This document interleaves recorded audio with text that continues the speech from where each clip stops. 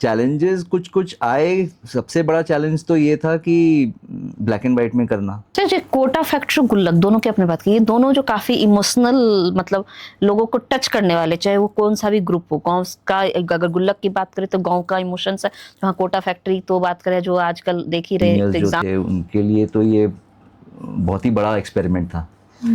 तो उन्होंने बोला था कि हम देखते हैं। तो ऐसे जो इमोशनली जो सीरियल्स को की एडिटिंग के टाइम में आपको मतलब ऐसे को किस तरह के चैलेंजेस फेस करने पड़े?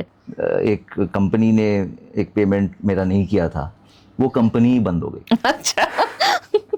तो अब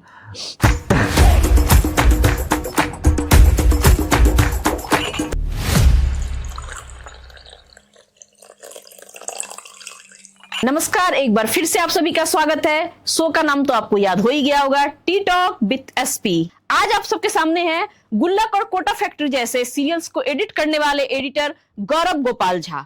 गौरव जी, आपका हमारे शो में बहुत बहुत स्वागत है। Thank you. गौरव जी ने कई सारे सीरियल दिए हैं, आपको इनके बारे में ऐसे पता ही होगा, गूगल भी सर्च करते हैं, पर मैं चाहती हूँ सबसे पहले गौरव जी आपको अपने बारे में थोड़ा सा बताएं, वो वर्तमान में क्या कर रहे हैं और इनकी ये जो जर्नी है वो किस तरीके से स्टार्ट हुई। आप अपने स्कूलिंग से लेके फिर आपका जो बैकग्राउंड रहा है पढ़ाई का, उसके बारे में थोड़ा सा हमारे दर्शकों को बताइए। स्कूलिंग मेरा हुआ जमशेदपुर में।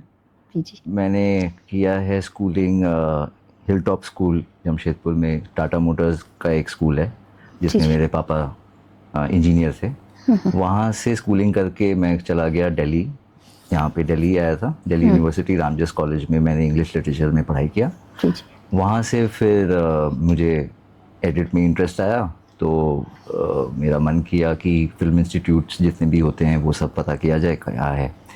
तो पता चला कि FTII एक है पुणे में, एक सत्यजीत रे फिल्म इंस्टीट्यूट है। तो film institute of like India FTII में ट्राई किया, लेकिन उस साल हुआ नहीं। अच्छा। फिर नेक्स्ट ईयर सोचा प्रिपेयर करके देते हैं, क्वेश्चन जो भी होगा, बट उस साल उस लोगों का फिर वो 0 ईयर हो गया, तो they did not accept any applications. Okay. तो बाय दैट टाइम मैं 21 साल का हो गया था और मेरे को लग रहा था कि अब जल्दी से आना है इस फील्ड में, नहीं तो बहुत लेट हो जाएगा। जितना जल्दी आ जाए उतना अच्छा है, क्योंकि ये पता था कि स्ट्रगल बहुत होने वाला है इस फील्ड में। तो मैं चला आया मुंबई, और फिर मुंबई में एक PG में रह के एक छोटे से इंस्टीट्यूट से 6 महीने का एक कोर्स किया। वहाँ से करने के बाद फिर अलग अलग जगह लोगों से मिल के इंटर्नशिप मांग के, कुछ भी अलग अलग तरह से, कुछ हुआ नहीं एंड ऑल। फिर फाइनली UTV बिंदास करके एक चैनल हुआ करता था। जी पहले हुआ करता था। हाँ, उसमें एक शो आया करता था, एक शो था, I don't remember, live out loud करके एक शो हाँ, वो पहले काफी पॉपुलर थी। हाँ, उस शो में मैंने इंटर्नशिप किया था, 2 महीने का इंटर्नशिप किया था। और उसके बाद फिर उसके पोस्ट प्रोड्यूसर को मेरा काम सही लगा, तो फिर ही ओनली कैरिड मी फॉरवर्ड। अगला प्रोजेक्ट जब आता था उसके साथ फिर वो करते रहा, और धीरे धीरे करके उसमें ही उनके साथ ही फिर उनके थ्रू कोई और लोग जो थे उनको पता चला कि काम सही है, तो उन्होंने फिर बुलाया। तो एक बार काम में घुसने के बाद फिर रिकमेंडेशन से ही आगे बढ़ते बढ़ते 4 साल मैंने टेलीविज़न इंडस्ट्री में अपना दिया, रियलिटी शोज़ में।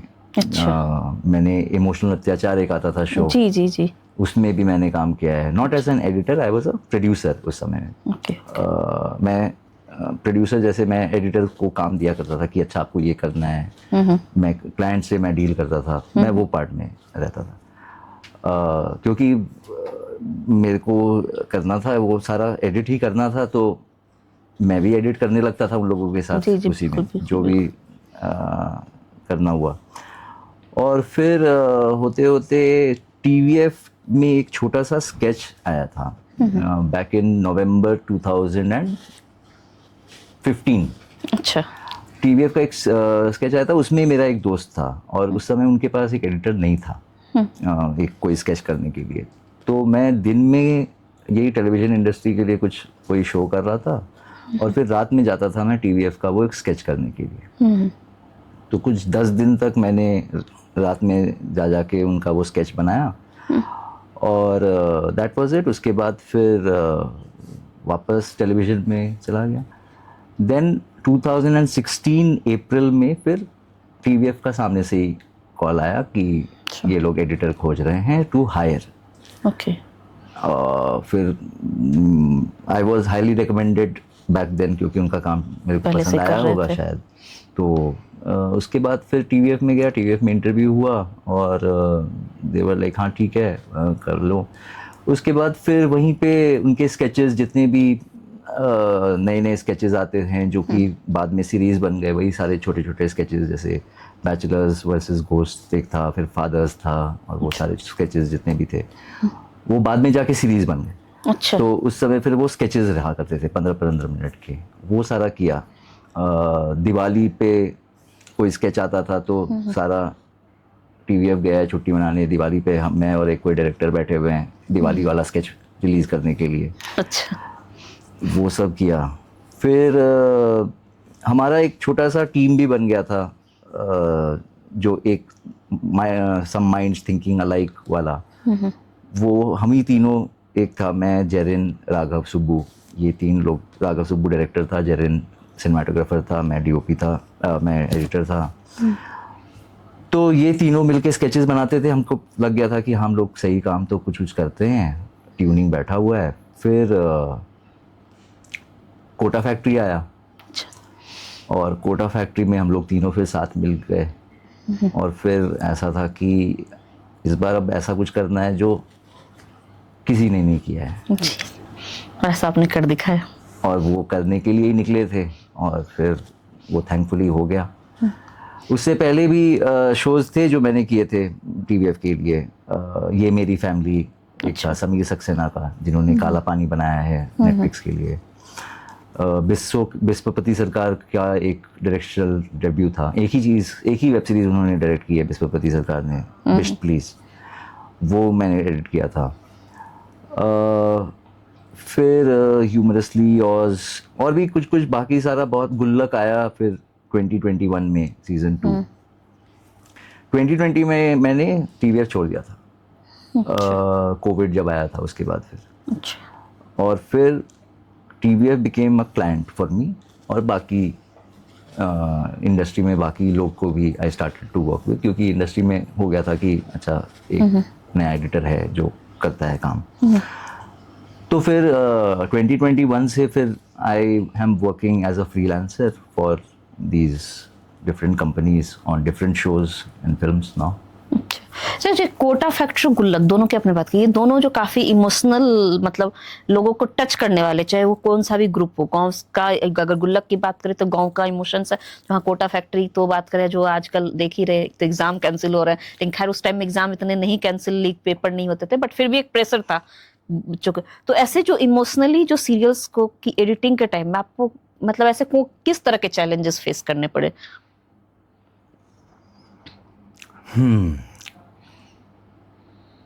देखो, चैलेंजेस तो ऐसे फेस नहीं करना पड़ता है, इट्स लाइक क्रिएटिंग समथिंग, आप बना रहे हो कुछ।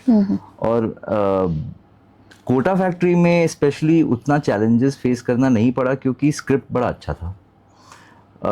मेरे पास जो शूट होके मटेरियल आ रहा था वो बहुत अच्छा था, परफॉर्मेंसेस बहुत अच्छे थे, डायरेक्शन बहुत अच्छा था। तो अब सब कुछ अगर अच्छा, इंग्रेडिएंट्स अगर आपके पास एकदम अच्छे अच्छे हों तो फाइनल डिश जो है वो अच्छा ही बनता है।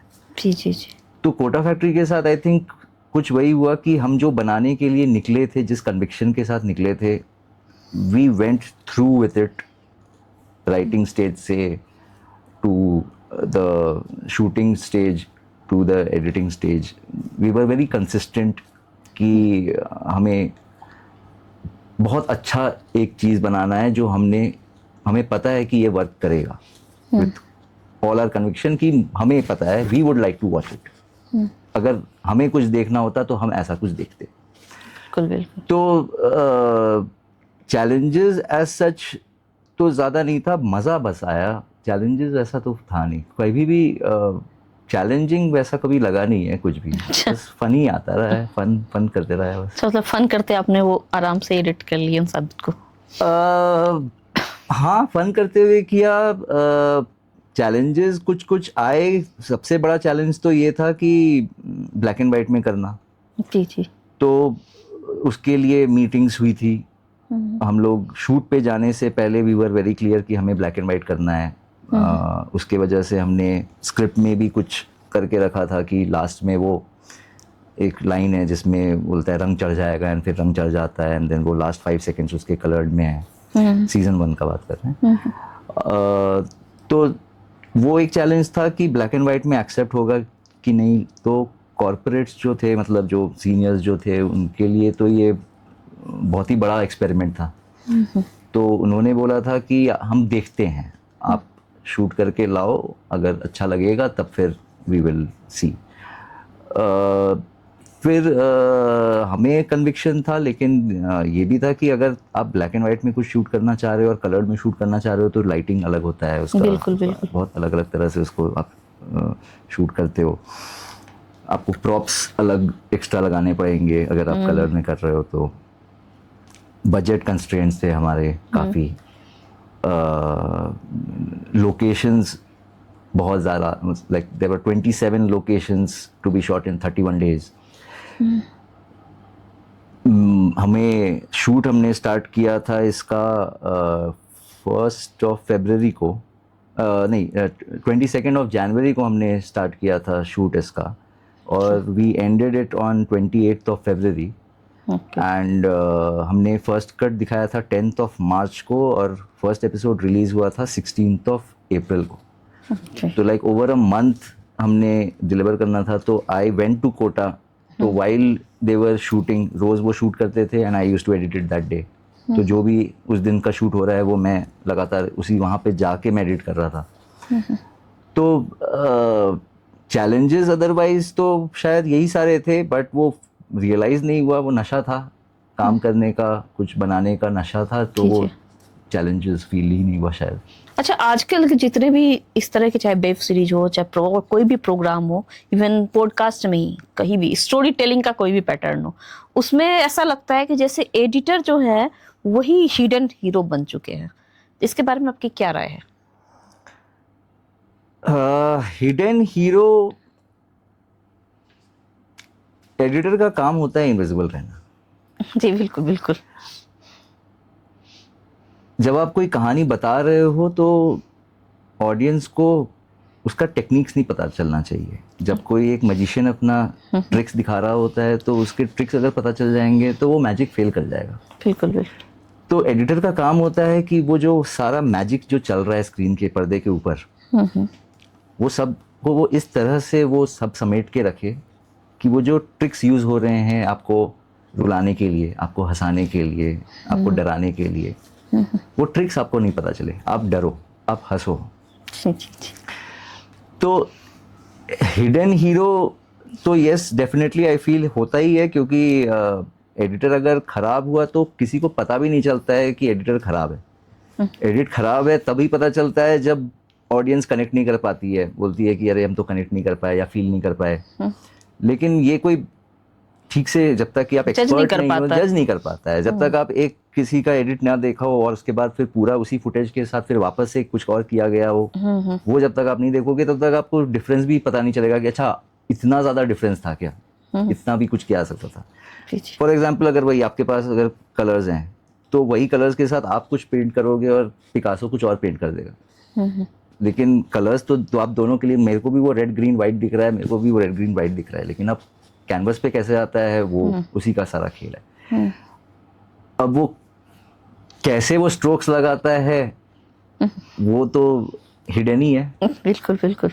अच्छा, ये एक चीज और ही है, जो ऑडियंस, जो आज के वर्तमान में जो ऑडियंस है, मतलब कह सकते हैं कि रील्स ऑडियंस हो चुकी है, 5 मिनट में स्किप कर जाती है अगर कंटेंट में उन्हें दम नहीं लगता। लोग कहते हैं कंटेंट में दम नहीं इसलिए स्किप कर गए, पर मेरा यहाँ सवाल थोड़ा उससे अलग है।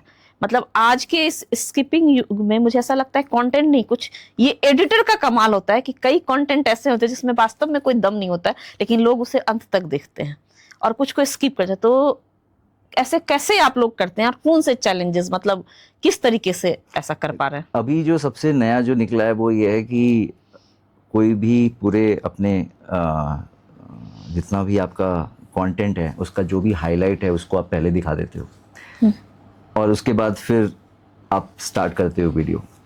तो ये वन ऑफ द ये जो चैलेंज था 5 सेकंड स्क्रिप्ट करने का, इसको बीट करने का ये तरीका है जो आप अभी आजकल देख रहे हो रील्स में, कि जो हाईलाइट है वो भले ही वो 5वें मिनट पे हो 10वें मिनट पे हो, लेकिन वो उठा के वो स्टार्टिंग में डाल देगा छोटा सा क्लिपिंग उसका, ताकि आप वेट कर रहे हो वो किस कॉन्टेक्स्ट में आता है जानने के लिए।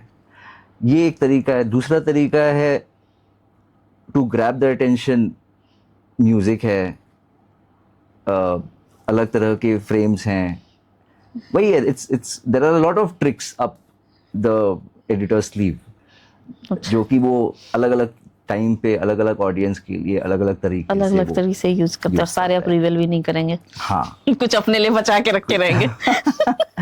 अच्छा, आपका जो कोटा फैक्ट्री जो है, तो उसमें जैसे इमोशंस आपने कहा कि आपको मतलब चैलेंजेस नहीं मिले, पर वो जो इमोशनल सीन्स उसको जो डाला गया है, तो स्क्रिप्ट में तो वैसे सेंटेंस क्या लिखा जाता है, स्क्रिप्टिंग तो बहुत ज्यादा इमोशनल हो नहीं सकती उससे ज्यादा, तो उस एडिटिंग को आपने किस डायरेक्शन में, किस तरीके से, इसमें थोड़ा सा उसका दर्शक जानना चाहते हैं कि ऐसे क्या ट्रिक्स उसमें लगाएंगे जो इतना ज्यादा लोगों को अटैच कर पाया। वो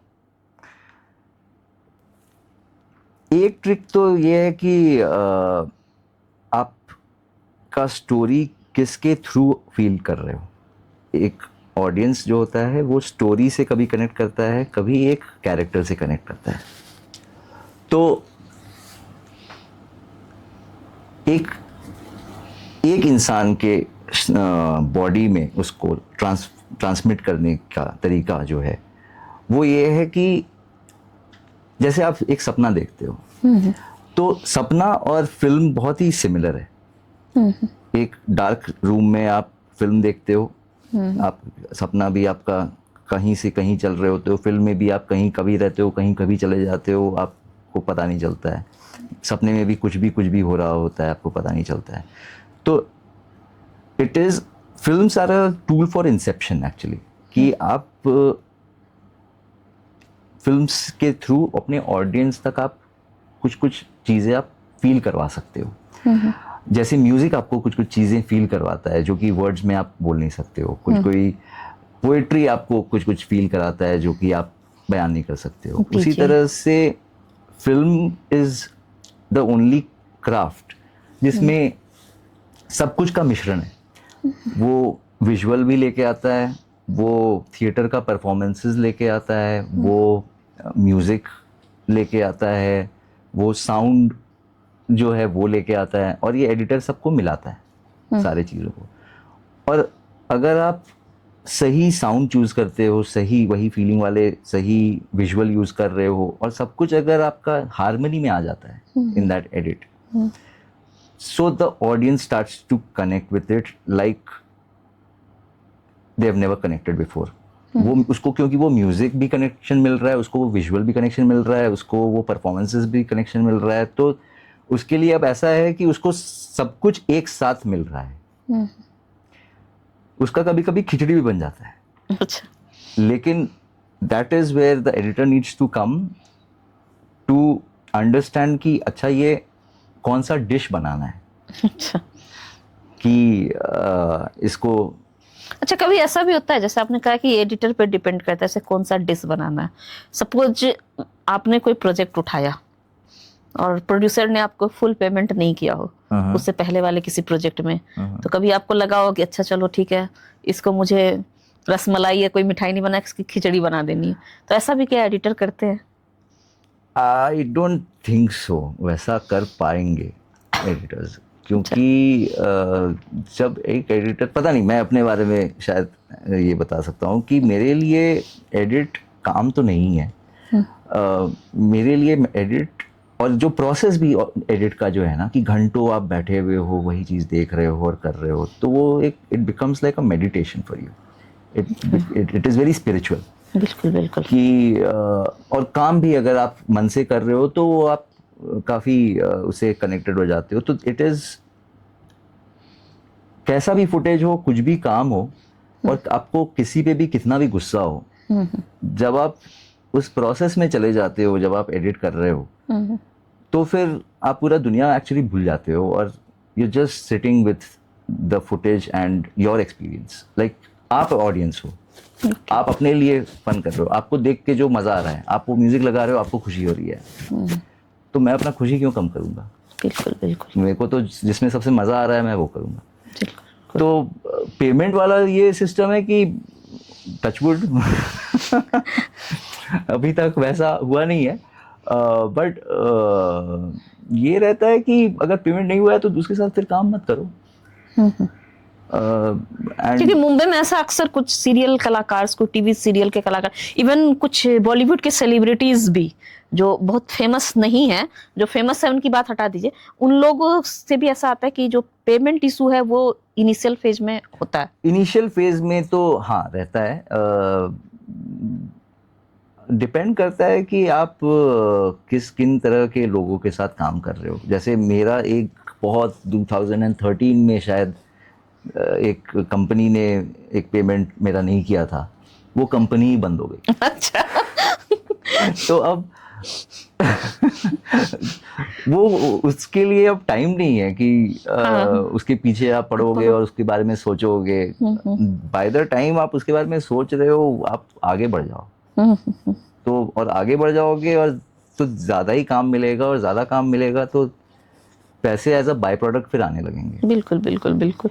और पैसे जब बाय प्रोडक्ट आने लगेंगे और लोग ही आपको सीख करेंगे, तो उनको ही रहेगा कि ये इतना बचा के दे रहा है तो इसको तो खुश रखो, खुश रखना ही है। हाँ। ये हमारे लिए यूजफुल है, तो हाँ, इसको यूजफुल बनाए रखना होगा। तो वो क्योंकि बहुत ही कम एडिटर्स एक्चुअली हैं जो कि इतना क्लैरिटी के साथ काम करते हैं। बहुत ही चुनिंदा एडिटर्स हैं। एडिटर्स बहुत सारे हैं, लेकिन जो फुटेज को, रिदम को, म्यूजिक टेस्ट को समझ पाए वो काफ़ी चुनिंदा है। और ऐसे एडिटर्स को प्रोड्यूसर्स हॉग करके रखना बिल्कुल बिल्कुल बिल्कुल। को चाहते हैं वो हमारे आसपास से कहीं ना जाए, हाँ, दूसरे प्रोजेक्ट पे भी ना जाए, हमारे अगले प्रोजेक्ट से बने रहे। हाँ। अच्छा, गुल्लक जैसी जो सीरीज है वो मिडिल क्लास के लोगों से अटैच रही है, तो ये मिडिल क्लास के लोगों को दिल तक छू गई। इसमें आपके हिसाब से एडिटिंग का ज्यादा योगदान है, स्क्रिप्टिंग का, या फिर एक्टिंग का? कोई भी जो फिल्म या शो देखते हो आप, वो स्टार्टिंग होता है उसका स्क्रिप्ट लेवल पे, राइटिंग लेवल पे होता है वो। अच्छा। राइटिंग तो बहुत बढ़िया होना ही चाहिए। अगर राइटिंग अच्छा है और डायरेक्टर अच्छा है तो मास्टरपीस बनेगा। अगर राइटिंग अच्छा है और डायरेक्टर मीडियोकर है तो पासिबल फिल्म बनेगा। अच्छा। लेकिन अगर राइटिंग खराब है और डायरेक्टर जीनियस है तो भी वो खराब ही चीज़ बनेगा। अच्छा। ये एक बहुत बड़े लेजेंड अकीरा कुरोसावा ने बोला था, एक जापानीज फिल्म मेकर है, उनका ये कहना है, और विच इज़ वेरी ट्रू, क्योंकि बेस है आपका राइटिंग। राइटिंग अगर रहता है ना अच्छा, तो लोग अपने आप उसके साथ जुड़ने लगते हैं और लोग खुद ब खुद उसमें अपना योगदान और ज़्यादा अच्छा करने के लिए करने लगते हैं। क्योंकि हम सारे आर्टिस्ट पैसे कमाने के लिए एक्चुअली नहीं आए, हम अच्छा काम करने के लिए आए। बिल्कुल बिल्कुल। और अच्छा स्क्रिप्ट मिलना ही बहुत टफ हो है आजकल। तो जब अच्छा स्क्रिप्ट कोई मिलता है ना, तो सब जल्दी जल्दी अटैच होने लगते हैं और खुद का अच्छा काम उसमें और अटैच करने का ट्राई करने लगते हैं। बिल्कुल बिल्कुल। इनफैक्ट अगर आप गुल्लक के डबिंग पे भी अगर जाओगे, लाइक डबिंग वाला जो उनका जो रहता है, हिंदी के अलावा जो तमिल, तेलुगु, बांग्ला और ये सारे जितने भी लैंग्वेजेस में उन लोग डब करते हैं, they have also done it so well. They were not directed by Palash, वो उनका अपना स्टूडियो होता है, उनका अपना रहता है, बट उन्होंने इतना अच्छा काम किया है डबिंग में भी, क्योंकि यू कैन सी कि उनको पसंद आया है, और पसंद आया तो उन्होंने अभी मन से किया है। बिल्कुल बिल्कुल। तो राइटिंग बहुत इंपॉर्टेंट है, उसी के ऊपर फिर वो धीरे धीरे करके सारा बिल्ड होता है। तो आपके हिसाब से स्क्रिप्टिंग जो है वो बेस है? स्क्रिप्टिंग बेस तो है, डेफिनेटली स्क्रिप्टिंग बेस है। एडिटिंग रियलिटी चेक है। अच्छा कि हाँ बताओ। अच्छा, एक चीज ये है कि जैसे आपने कहा एडिटिंग रियलिटी चेक है, पर आज के जमाने में, अब मैं भी इस इंडस्ट्री से काफी समय से जुड़ी हूँ, चाहे वो न्यूज हो, चाहे वो OTT प्लेटफॉर्म पे चला हुआ, कितनी बार देखा गया है कि एक्चुअल जो स्क्रिप्ट होती है उसमें एडिटिंग के भरोसे एडिटर इस तरह से बदलाव कर देते हैं कि स्टोरी का एक्चुअल इमोशन ही कभी कभी चेंज हो जाता है। क्या आपने भी कभी ऐसा किया है? हाँ हाँ, करना पड़ता है जब वर्क नहीं कर रहा है कोई चीज़। जो स्क्रिप्ट पे लिखा हुआ था वो इमेजिन किया था कि वो वर्क करेगा, सोचा था कि हाँ ये वर्क करेगा, लेकिन आप परफॉर्मेंसेस पे भी तो डिपेंड करते हैं, क्योंकि राइटिंग में क्या है, आप इमेजिन कर रहे हो सब कुछ, लेकिन आप जब शूट करते हो तो it is material for you.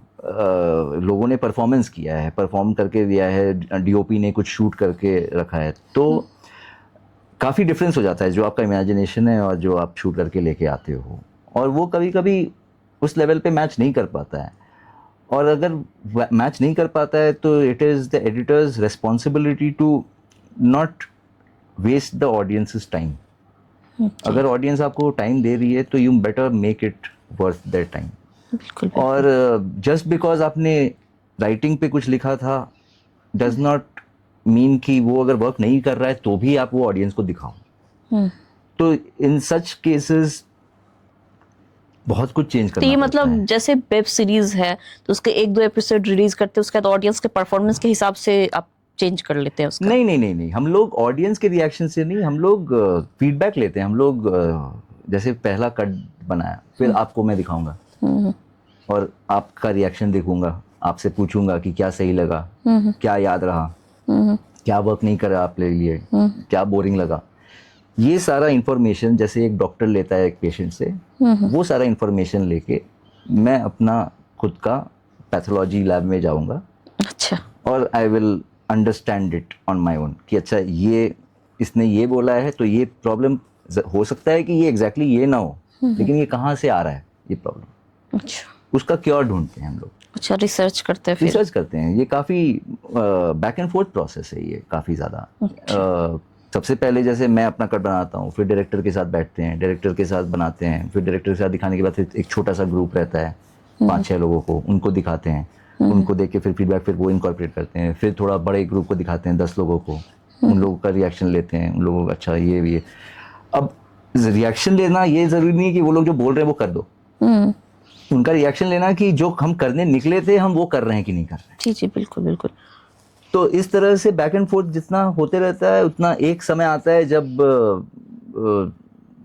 Timeline थोड़ा सा हो जाता है कि अब रिलीज करना है, वो भी एक डेडलाइंस रहते हैं कुछ, तो उसमें वी ट्राई टू मैनेज